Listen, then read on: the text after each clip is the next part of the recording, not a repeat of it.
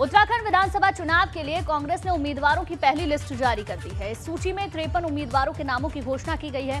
प्रदेश कांग्रेस अध्यक्ष गणेश गोदियाल श्रीनगर विधानसभा सीट से चुनाव लड़ेंगे। यशपाल आर्य और उनके बेटे संजीव आर्य, जो पिछले साल अक्टूबर में भाजपा से कांग्रेस में शामिल हुए थे, उन्हें टिकट दिया गया है। यशपाल आर्य बाजपुर से चुनाव लड़ेंगे, जबकि संजीव आर्य को नैनीताल सीट से टिकट दिया गया है। इसके अलावा प्रीतम सिंह को चक्राता से उम्मीदवार बनाया गया है। तो कांग्रेस की लिस्ट जारी हो चुकी है। पहली सूची में 53 प्रत्याशियों के नाम है। 17 सीटें अभी बाकी हैं, जिस पर कांग्रेस पार्टी को अपने प्रत्याशियों की घोषणा करनी है। और ये 17 सीटें काफी अहम हो जाती हैं, क्योंकि अभी तक हरीश रावत किस सीट से लड़ेंगे ये भी साफ नहीं हुआ है। हरक सिंह रावत किस सीट से लड़ेंगे भी या नहीं, उनकी बहू अनुकृति किस सीट से लड़ेंगी, ये भी देखने वाली बात होगी। बहरहाल 53 प्रत्याशियों की सूची सामने आ चुकी है, जिसमें कि 3 महिला प्रत्याशियों को जगह दी गई है।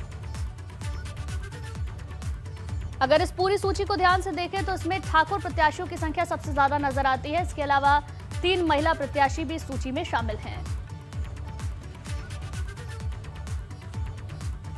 सीटों में महिलाओं को 40% आरक्षण का ऐलान करने वाली कांग्रेस ने 70 सीटों में से 53 सीटों पर ऐलान कर दिया है, जिसमें सिर्फ 3 महिलाओं को प्रत्याशी बनाया है। यानी कि मौजूदा लिस्ट में अनुपात की अगर बात करें तो 10% से भी कम महिलाओं पर कांग्रेस पार्टी ने भरोसा जताया है। कांग्रेस की पहली लिस्ट में महिला प्रत्याशी बनाई गई हैं। उनमें मसूरी से गोदावरी थापली का नाम है। भगवानपुर विधानसभा सीट से ममता राकेश और रुद्रपुर सीट से मीना शर्मा को मैदान में उतारा गया है। कांग्रेस की पहली लिस्ट में सबसे ज्यादा ठाकुरों को टिकट दिया गया है। 53 लोगों की लिस्ट में कांग्रेस ने 20 प्रत्याशी ठाकुर उतारे हैं, जबकि हरिद्वार के मौजूदा 2 मुस्लिम विधायकों को दोबारा से टिकट दिया गया है।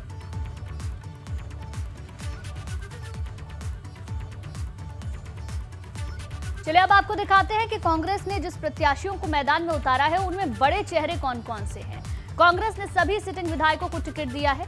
कांग्रेस प्रदेश अध्यक्ष गणेश गोदियाल को श्रीनगर सीट से मैदान में उतारा गया है। श्रीनगर सीट से गणेश गोदियाल हैं। चक्राता सीट से प्रीतम सिंह हैं, जो कि नेता प्रतिपक्ष हैं। मंगलौर सीट से काजी निजामुद्दीन को उतारा है। वहीं पिलान करियर सीट से फुकरान अहमद को प्रत्याशी बनाया गया है। भगवानपुर सीट से ममता राकेश का नाम है। जसपुर से आदेश चौहान, केदारनाथ से मनोज रावत, धारचूला से हरीश धामी, रानीखेत से करण माहरा, जागेश्वर से गोविंद सिंह कुंजवाल का नाम है। इसके अलावा अगर देखें तो बाजपुर से यशपाल आर्य, खटीमा से भुवन कापड़ी का नाम है। आप अपनी टेलीविजन स्क्रीन पर भी देख सकते हैं। ये सभी प्रत्याशी, ये सभी कांग्रेस के बड़े चेहरे हैं, जिनको इस बार कांग्रेस पार्टी ने प्रत्याशी बनाया है अलग अलग सीटों से। तो कांग्रेस की पहले चरण की जो सूची है वो आ चुकी है। एक ही चरण में मतदान होना है। 14 फरवरी को मतदान होगा। पहली सूची सामने आ चुकी है। 53 प्रत्याशियों के नाम इसमें शामिल हैं। 17 सीटों पर अभी ऐलान होना बाकी है। कांग्रेस ने 70 में से 53 सीटों पर प्रत्याशियों के नाम का ऐलान कर दिया है। अब बाकी बची 17 सीटों पर भी जल्द ही प्रत्याशियों का ऐलान हो सकता है। अब आपको दिखाते हैं कांग्रेस प्रत्याशियों की कौन कौन सी सीट आखिर बच गई है, जहां पर प्रत्याशी उतारने हैं। हरिद्वार जिले में हरिद्वार ग्रामीण की सीट, ज्वालापुर, झबरेड़ा, लक्सर, इसके अलावा खानपुर, रुड़की सीट पर प्रत्याशी के नाम का ऐलान अभी नहीं हुआ है।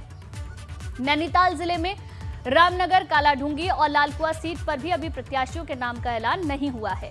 अल्मोड़ा जिले की सल्ट सीट पर भी कांग्रेस ने पहली लिस्ट में प्रत्याशी के नाम का ऐलान नहीं किया है। इसके अलावा पौड़ी जिले की लेंसडाउन सीट, जो इस बार हॉट सीट हो सकती है, और इस सीट से देखना होगा कि किसको उतारा जाएगा।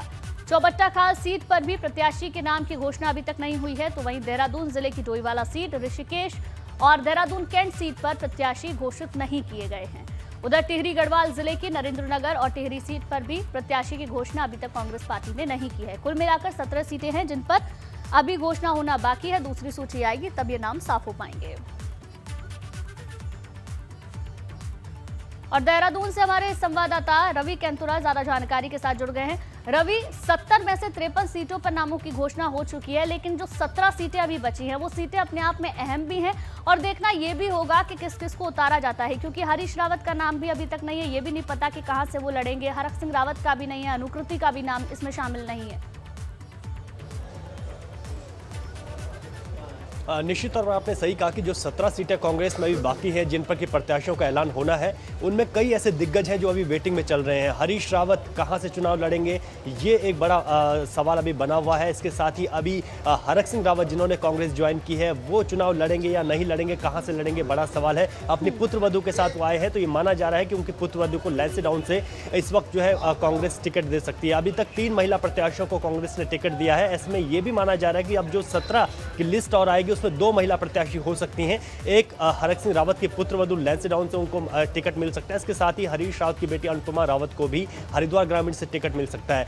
लेकिन जो 17 सीटें हैं इस पर काफी माथापच्ची जरूर होगी और अभी मुझे लगता है कि 1 से 2 दिन का वक्त और लगेगा जब इन 17 सीटों पर जो है लिस्ट फाइनल की जाएगी। लेकिन जो अभी तक की जो लिस्ट आई है, 53 जो प्रत्याशियों के नाम आए हैं, उसमें भी कहीं कहीं सब बगावत के सुर सामने दिखाई दे रहे हैं। यमुनोत्री की अगर बात करें तो यहाँ पर संजय डोभाल का जो पिछले पूर्व प्रत्याशी थे उनका टिकट काटा गया और यहाँ पर दीपक बिजलवाण को टिकट दिया गया था। अब डोभाल ने साफ तौर पर कहा कि वो निर्दलीय चुनाव लड़ेंगे, तो ये सीट कांग्रेस के लिए थोड़ा सा टफ जरूर हो यहाँ पर हो सकती है। इस पर कहीं ना कहीं जो सीट टफ होती हुई दिखाई दे रही है। अभी जो 17 की जो वेटिंग है उस पर भी कई माथापच्ची है, क्योंकि हरीश रावत और रणजीत रावत की बात करें तो चर्चा ये है कि हरीश रावत रामनगर से चुनाव लड़ना चाहते हैं, लेकिन रणजीत रावत भी रामनगर से चुनाव लड़ना चाहते हैं, जबकि रणजीत रावत की सीट जो है सल्ट मानी जाती है। ऐसे में इस सीट पर क्या होगा ये भी एक देखना बहुत दिलचस्प जरूर रहेगा।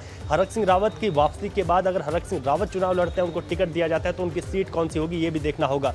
टिहरी की एक सीट है जिसको कि दोनों ही पार्टियों ने भी होल्ड किया है। इस पर किशोर उपाध्याय एक फैक्टर बने हुए हैं कि किशोर उपाध्याय सभी पदों से निष्कासित कांग्रेस ने किए हैं, लेकिन अभी उन्होंने कहा कि कांग्रेस के सच्चे सिपाही हैं। ऐसे में यहाँ पर किसको टिकट दिया जाता है ये दिलचस्प देखना होगा। कैंट की अगर बात करें तो यहाँ पर समीकरण इस वक्त बदले हैं। यहाँ पर हरबंस कपूर के निधन के बाद इस बार भाजपा ने उनकी पत्नी सविता कपूर को टिकट दिया है और ऐसे में यहाँ पर भी अभी कांग्रेस ने इस सीट को होल्ड कर दिया है, यहाँ पर टिकट नहीं दिया है। हालांकि इस पर प्रबल दावेदार सूर्यकांत धस्माना माने जा रहे हैं, लेकिन अभी देखना होगा कि इस पर क्या कुछ समीकरण आगे निकल कर आते हैं। इस बार अगर हम 2 वाला सीट की बात करें तो यहाँ से और देखना होगा किसको कौन सी सीट से कांग्रेस पार्टी उतारती है, क्योंकि मंथन का दौर लगातार जारी है। शुक्रिया आपका जानकारी के लिए।